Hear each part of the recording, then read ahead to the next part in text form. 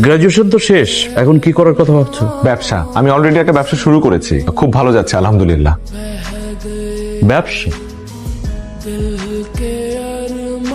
কিন্তু এটা তো কোনো ফিউচার নেই, খুবই রিস্কি।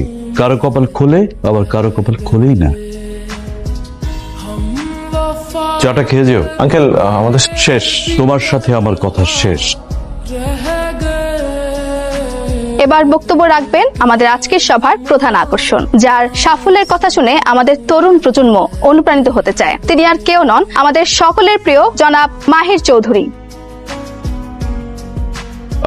আমাকে কি একটু নার্ভাস দেখাচ্ছে? নার্ভাস দেখাচ্ছে কিনা জানি না, তবে আমি একটু নার্ভাস। আমার গত 6 বছরের ছোট্ট একটা ক্যারিয়ারে আমি কখনো কোনো সম্বর্ধনা অনুষ্ঠানে যাইনি, তবে আজ কেন আমি এই অনুষ্ঠানে আসলাম? শুধুমাত্র আমি ইউনিভার্সিটির স্টুডেন্ট এটা বলেই না, এখানে আসার আরেকটা কারণ বলতে পারেন আপনারা সবাই তরুণ। এই কারণে কোনো ভুলভাল কিছু বললে বিপদে পড়তে হবে না। একটা সময় আমিও আপনাদের জায়গায় ছিলাম, তো আজকে ভাবলাম আমার লাইফের কিছু অভিজ্ঞতা আপনাদের সাথে শেয়ার করি। আচ্ছা, আগেই বলিনি আমি কোনো কনভেনশনাল স্পিচ দিতে পারি না। আমাদেরকে তুমি করে বলেন স্যার। How nice. আমি এই কথাটা শোনার জন্য এতক্ষণ অপেক্ষা করছিলাম, কারণ নিজের ভার্সিটির ইয়াং এবং জুনিয়র ভাই বোনদেরকে আসলে আপনি করে বলাটা শোভনীয় না। Thank you guys for making me comfortable. আচ্ছা, তাহলে এখন একটু সিরিয়াস আলোচনা করি তোমাদের সাথে। আগে আমার একটা প্রশ্নের উত্তর করো। আচ্ছা, তোমাদের সবার তো এখানে গ্রাজুয়েশন কমপ্লিট, রাইট? তো কারা কারা লাইফে চাকরি করতে চাও? হাত তোলো। বাহ, সবাই হাত তুলেছে, শুধুমাত্র তুমি আর তুমি। ওকে, হাত নামাতে পারো। তোমরা 3 জন চাকরি না করে কি করতে চাও? বিজনেস। তাহলে বাকিদেরকে একটা সাজেশন দেই, তোমরা আজকেই তোমাদের সিভি গুলো এই 3 জনকে দিয়ে রাখো, কারণ একটা সময় এই 3 জনের কাছেই তোমাদের যেতে হবে চাকরির জন্য। দেখো, একটা দেশে সবাই যদি চাকরির পেছনে ছোটে, কেউ যদি ব্যবসা না করে, তাহলে তারা চাকরিটা করবে কোথায়? তাদেরকে চাকরিটা দেবে কে? সরকারের পক্ষে তো সবাইকে সরকারি চাকরি দেওয়া পসিবল না। দেশে যত বেশি ব্যবসা হবে, তত বেশি কর্মসংস্থান হবে এবং তোমরা ভালো ভালো চাকরির সুযোগ পাবে। তারপর আমি খেয়াল করেছি যে সবার একটা ভ্রান্ত ধারণা আছে যে বিজনেস করলে বড়লোক হওয়া যায়, বা মানুষ ব্যবসা করে শুধুমাত্র বড়লোক হওয়ার জন্য, কিন্তু বিষয়টা কিন্তু তা নয়।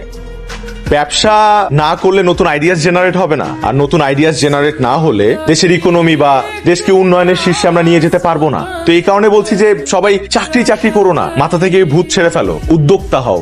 ওকে, থ্যাংক ইউ। স্যার, কিছু বলতে চাই। হ্যাঁ, বলো না। আমরা আসলে আপনার সাকসেসের গল্পটা শুনতে চাই। এই পর্যায়ে পৌঁছানোর পিছনে আপনার স্ট্রাগলের গল্পটা আমরা একটু জানতে চাই। আমার গল্প? মাহির, লেখাপড়া তো শেষ করছো, এখন কি করবা ভাবছো কিছু? নাকি ওই ব্যবসাতে আটকায় থাকবা, না চাকরি বাকরি কিছু করবা? আব্বা, মানে হুদাই চাকরির কথা কেন বলো? আমি তো চাকরি করবো না, প্রথম থেকেই বলে আসতেছি আমি ব্যবসা করবো, উদ্যোক্তা হবো। আর এই চাকরি বাকরি আমার যে হবেও না।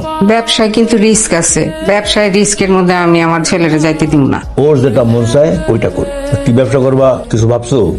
মানে রিসার্চ চলতেছে, কিছু মাথায় আসলে তোমাদের জানাবো। আচ্ছা, রিসার্চ করো। কি হলো, মুরগিটা দিলা না? ও আনতেছি। দেখো, তোমার যেটা ভালো লাগে সেটা করো।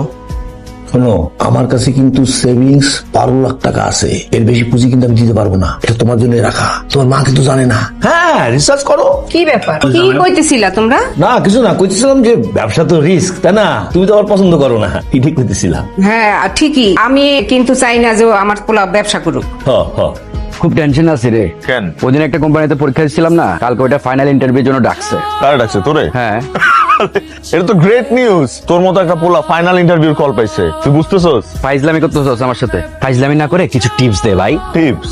ভালো জামা কাপড় পরে যাবি, একটা হোয়াইট শার্ট পরবি, একটা ব্ল্যাক প্যান্ট পরবি, ইন করবি, চুলটা এত স্টাইল করিস না, একটু সিদ্ধি করিস এক সাইডে, আর হইতেছে কনফিডেন্ট থাকবি, মানে যাই জিজ্ঞেস করবে কোনোভাবে নার্ভাস হওয়া যাবে না, বুঝছিস? আর সব থেকে ইম্পর্টেন্ট যেটা হচ্ছে, কিছু কমন কোশ্চেন আছে, ওগুলোর আনকমন উত্তর দিবি। আনকমন উত্তর কিরকম বল না আমাকে। এগুলো তো বলা যাবে না, এগুলো তো বলতে গেলে খাওয়াইতে হবে। আচ্ছা, আমি পরে খাওয়াবো, বল। ধর, ইন্টারভিউ বোর্ডে একটা লোক তোরে তার ঘড়িটা খুলে দিয়ে বললো মেজাজ খারাপ। বাবা আমার বিয়ে নিয়ে খেপছে। Wow, congratulations. আচ্ছা আচ্ছা, রাগ করতেছো কেন? ফাইজলামি করছি একটু।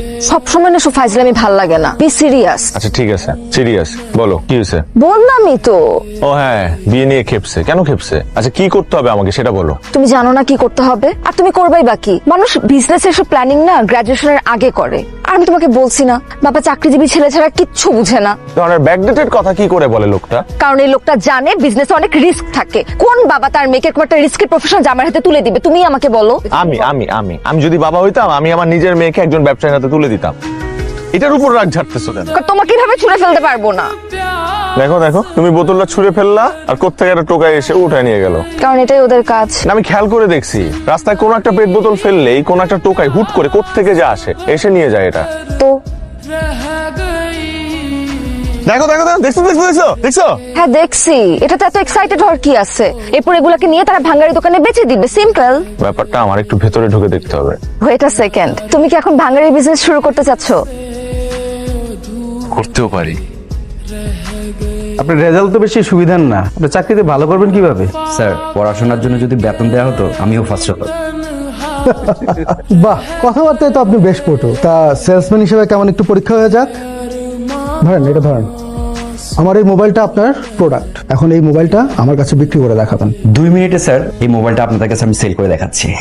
মনে করি স্যার এখন আপনারা আমার কাস্টমার। এখন স্যার আপনাদের কাছে যদি আমার এই ফোনটা সেল করতে হয় তাহলে স্যার প্রথমে লজিক্যালি কি করতে হবে স্যার? আপনাদের কাছে আমার আসতে হবে, রাইট স্যার? কিন্তু স্যার সেটা আমি করবো না স্যার। আমি কি করব, ফোনটা নিয়ে দৌড়ে চলে যাবো স্যার।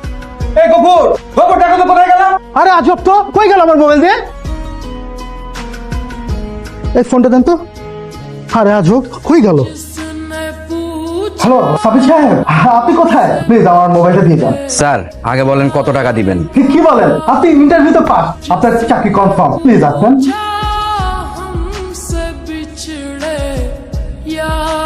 মাহির কি করতেছো তুমি? মাহির বসো। মাহির আমি বসতে বলছি, বসো মাহির। কি চলতেছে তোমার মাথায়? এই বিজনেসে সাপ্লাই চেনটা খোঁজার চেষ্টা করতেছি, মানে কোত্থেকে কি কেমনে কি। আই, ভাঙ্গারির দোকানে কিসের বিজনেস খুঁজো তুমি? যেখানে দেখিবে ছাই উড়াইয়া দেখো তাই, পাইলেও পাইতে পারো অমূল্য রতন, এটাই খোঁজার চেষ্টা করছি। তোমার মাথা গেছে। এই মাথায় একটা বুদ্ধি আসছে। মামা তুমি এখানে থাকো, আমরা আসতেছি, চলো আসো। কোথায় যাবো? আসো গিয়ে দেখি। আরে এত দূর আসলাম, ভেতরের কাহিনীটা জানতে হবে না, ওরা কেমনে বিজনেসটা করে। তুমি গিয়ে দেখো। মামা আপনি টান দেন তো। বিজনেস প্ল্যানটা না জানলে আমি স্টার্ট করব কিভাবে? তুমি দেখো, তোমার সব বিজনেসের মধ্যে আমি নেই। মামা আপনাকে টান দিতে বললাম না, টান দেন। আরে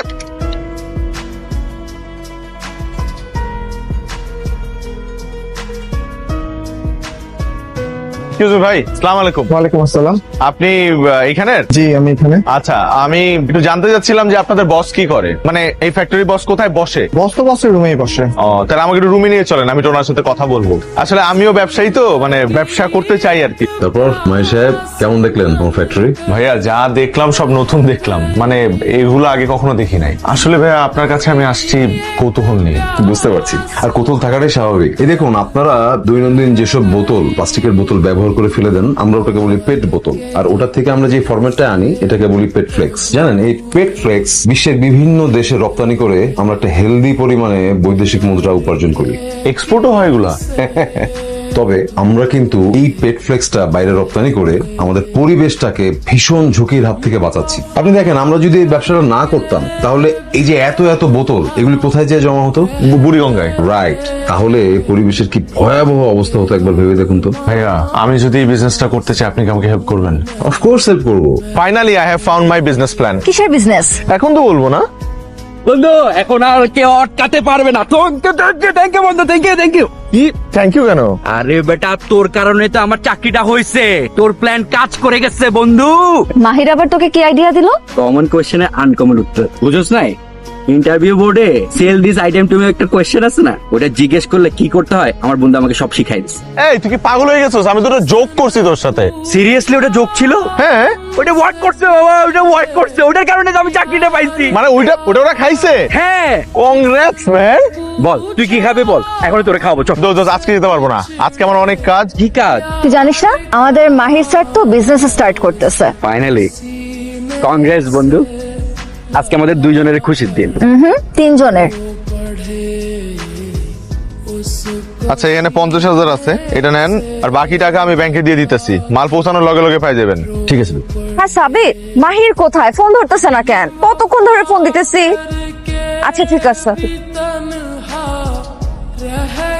হ্যালো মাহির কি ব্যাপার, ফোন ধরতেছো না কেন? আরে আমি তো কাজের মধ্যে ব্যস্ত, একটা নতুন ব্যবসা শুরু করলে কত ঝামেলা, তুমি তো বুঝবা না। এখন পর্যন্ত জানলামই না কিসের বিজনেস করতেছো। শোনো, আর একটা সপ্তাহ অপেক্ষা করো, উদ্বোধনের দিন তোমার নিয়ে এসে একবারে সারপ্রাইজ দিব। ঠিক আছে রাখি তাহলে, আমি ওই ট্রেড লাইসেন্স করতে যাবো একটু পর।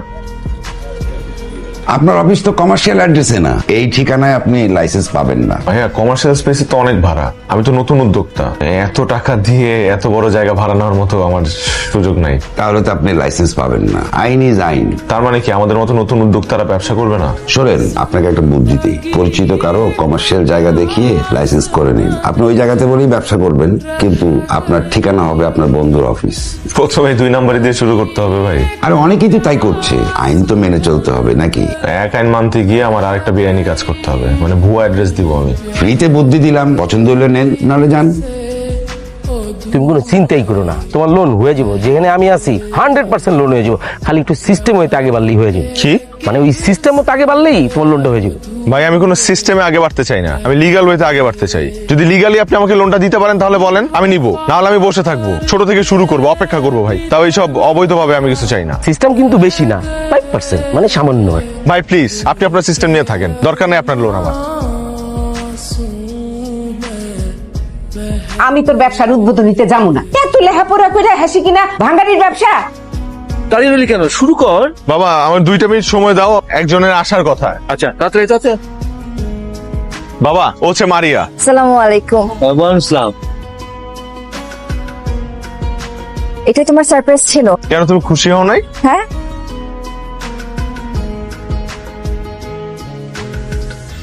কখন আসছো তুমি? আমি কি বেশি লেট করে ফেললাম? আধা ঘন্টা লেট হয়েছে। তুমি এত দেরি করলা কেন? বলতেছি, তার আগে একটা গুড নিউজ আছে, ওটা বলি। চায়নায় আমার প্রথম শিপমেন্টের কন্ট্রাক্ট সাইন হয়েছে, আগামী সপ্তাহে এলসি পাচ্ছি। চাইনিজরা আবার ভাঙাড়ি কিনে কি করবে? আচ্ছা শোনো, বাবা তোমাকে বলছে দেখা করতে। আমি বাবাকে তোমার কথা বলছি, বাবা তাই বলছে তোমাকে দেখা করতে। কিন্তু এভাবে হুট করে, আমি তো এখনো রেডি না। তো রেডি হও, আমি কি তোমাকে এখনই দেখা করতে বলছি নাকি? প্রতি সপ্তাহে বিয়ের সম্বন্ধ আসে, আমি আর কত মানা করব বলো? তাই আমি বাধ্য হয়ে তোমার কথা বাবাকে বলে দিচ্ছি। তুমি প্লিজ বাবার সাথে দেখা করে কথা বলো, প্লিজ। আচ্ছা। তুমি তো বাড়িয়ার সাথে একসাথে পড়তে, তাই না? জি। বাসা কোথায়? ব্রাহ্মণবাড়িয়া। তোমার পরিবারে আর কে কে আছে? বাবা মা আছে। তার মানে তুমি একমাত্র সন্তান? জি। গ্রাজুয়েশন তো শেষ, এখন কি করার কথা ভাবছো? ব্যবসা, আমি অলরেডি একটা ব্যবসা শুরু করেছি, খুব ভালো যাচ্ছে আলহামদুলিল্লাহ। ব্যবসা? কিন্তু এটা তো কোনো ফিউচার নেই, খুবই রিস্কি। কারো কপাল খোলে, আবার কারো কপাল খোলেই না। এনিওয়ে, কি ব্যবসা করার কথা ভাবছো? পেটফ্লেক্স এক্সপোর্টের বিজনেস। পেটফ্লেক্স মানে হচ্ছে, জানি পেটফ্লেক্স কি জিনিস আমি জানি। চাটা খেয়ে যেও। আঙ্কেল আমাদের শেষ, তোমার সাথে আমার কথা শেষ।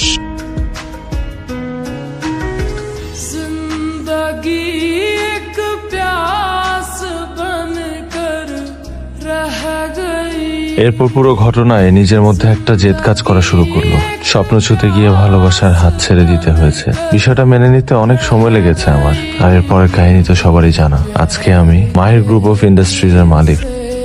জি বলেন। স্যার আমাদের একটা ভুল হয়েছে। আসলে রাজীব সাহেবের কোনো দোষ নেই, উনি নতুন তো, তাই খুব সহজে অফিস পলিটিক্সের শিকার হয়েছেন। হোয়াট? সব চাল চেলেছেন আসলে আমাদের পুরনো শমশের সাহেব। শমশেরই কাজ করেছে?